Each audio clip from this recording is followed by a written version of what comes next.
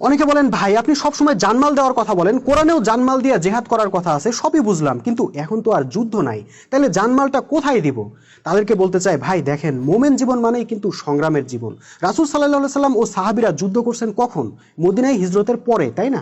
মদিনায় হিজরতের আগে তো কোনো যুদ্ধ ছিল না, কিন্তু যুদ্ধ না থাকলেও মক্কার 13 বছর তিনি ও তার সাহাবীরা কি সংগ্রামের মধ্য দিয়ে যান নাই? ওনারা যখনই তৌহিদের ঘোষণা দিয়ে ঐক্যবদ্ধ হয়েছেন, সঙ্গে সঙ্গে মক্কার কাফের মুশরিকরা তাদের বিরুদ্ধে ষড়যন্ত্র, অপপ্রচার, হামলা আরম্ভ করছে।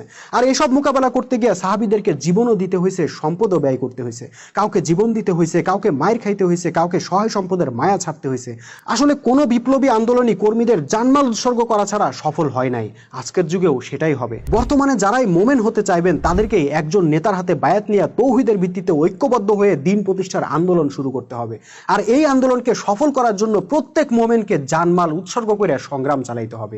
নিজের খেয়ে, নিজের পরে, নিজের পকেটের টাকা খরচ করে মানুষের কাছে তৌহিদের ডাক নিয়ে যাইতে হবে। সময় দিতে হবে, শ্রম দিতে হবে, অর্থ দিতে হবে, এমনকি কাফের মুশরিকদের আক্রমণের মুখে জীবনও দেওয়া লাগতে পারে। এটাই জানমাল দেওয়া। এই জানমালের বিষয়ে আল্লাহ তওবার 111 নম্বর আয়াতে বলছেন, আমি মোমেনের জানমাল কিনে নিছি জান্নাতের বিনিময়ে।